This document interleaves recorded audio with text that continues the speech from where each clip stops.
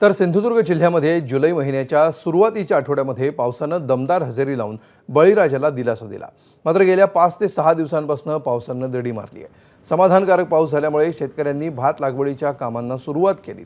मात्र ऐन लावणीच्या काळातच पावसानं दडी मारल्यामुळे आणि कडकडीत उन्हामुळे लावलेल्या भाताची रोपं पिवळी पडली आहेत। तर काही ठिकाणी करपल्यामुळे शेतकऱ्यांची चिंता वाढली आहे। पावसामुळे वर्कस भागातील जमिनीमध्ये भात लागवडीची कामं सुरू करण्यात आली। मात्र पाऊस गायब झाल्यामुळे पाण्याची कमतरता भासू लागली आहे। काही ठिकाणी पंपाच्या पाण्यावर लागवड सुरू करण्यात आली आहे। पावसानं दडी मारल्यामुळे कडक उन्हामुळे पाण्याचं बाष्पीभवन होऊन भात शेती लागवड केलेल्या जमिनीला भेगा पडल्यात। तर भाताची रोपं पिवळी पडली आहेत। पावसानं अशीच उसंत घेतली तर लागवड केलेली पिकं धोक्यात येण्याची शक्यता आहे। शेतकऱ्यांची बातचीत केली आमचे प्रतिनिधी सदाशिव लाड यांनी।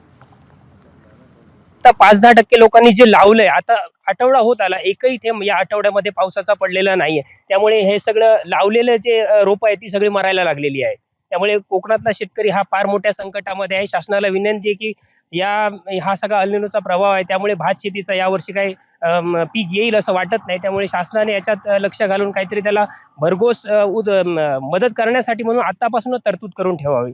या पावसाच्या परिस्थितीमध्ये संपूर्ण शेतीना भेगा पडलेल्या आहेत। लावलेला तरवा सर्व सुकून गेलेला आहे, मिरून गेलेला आहे असं आपलं म्हटलं तरी चालेल। आणि त्यामुळे आज शेतकरी पूर्णपणे आव्हाने झाला आहे, नैराश्य निर्माण झालेलं आहे आणि आज पिण्याच्या पाण्याची सुद्धा परिस्थिती कठीण झालेली आहे, अशी परिस्थिती निर्माण झालेली आहे।